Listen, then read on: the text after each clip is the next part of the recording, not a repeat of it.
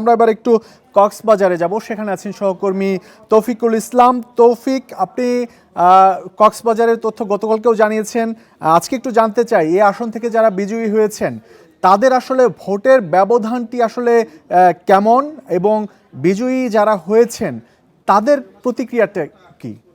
কক্সবাজারে 4টি আসন রয়েছে। কক্সবাজার চকরিয়া পেকুয়া আসন, সেটি পেকুয়া উপজেলা মিলিয়ে হচ্ছে এক আসন। মহেশখালী কুতুবদিয়া এই দুটি উপজেলা মিলিয়ে রয়েছে 2 আসন, অর্থাৎ এরপরে হচ্ছে কক্সবাজার সদর, রামু এবং ঈদগাহ, এই 3টি উপজেলা মিলে কক্সবাজার 3 আসন। এবং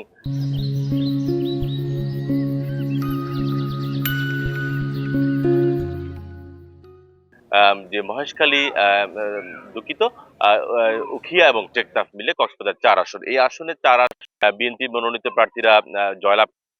3টি আসনে বিপুল ভোটের ব্যবধানে জয়লাভ করলেও বিএনপি প্রার্থী জয়লাভ করেছেন। আমি কক্সবাজার যদি এক আসন বলি, অর্থাৎ চকরিয়া এবং পেকুয়া আসনে বিএনপি প্রার্থী জয়লাভ করেছেন। আমি কক্সবাজার যদি এক আসন বলি, অর্থাৎ চকরিয়া এবং পেকুয়া আসনের, এই চকরিয়া এবং পেকুয়া আসন আপনারা জানেন মূলত এখানকার মোট ভোটার ছিল 5,40,890 জন। এই 5,40,890 জনের মধ্যে যে বিএনপির স্থায়ী কমিটির সদস্য সালাউদ্দিন আহমেদ, যিনি ধানের শীষ প্রতীক নিয়ে নির্বাচন করেছিলেন, এবং তিনি পেয়েছেন পোস্টাল যে ব্যালট সহ 178টি কেন্দ্রে তিনি পেয়েছেন 2,22,019 ভোট, এবং তার নিকটতম প্রতিদ্বন্দ্বী জামায়াতের আব্দুল্লাহ আল ফারুক তিনি পেয়েছেন 1,29,728 ভোট, অর্থাৎ 92,291 ভোটের অনেকটা বড় ব্যবধানে সালাউদ্দিন আহমেদ তিনি বেসরকারিভাবে নির্বাচিত হয়েছেন।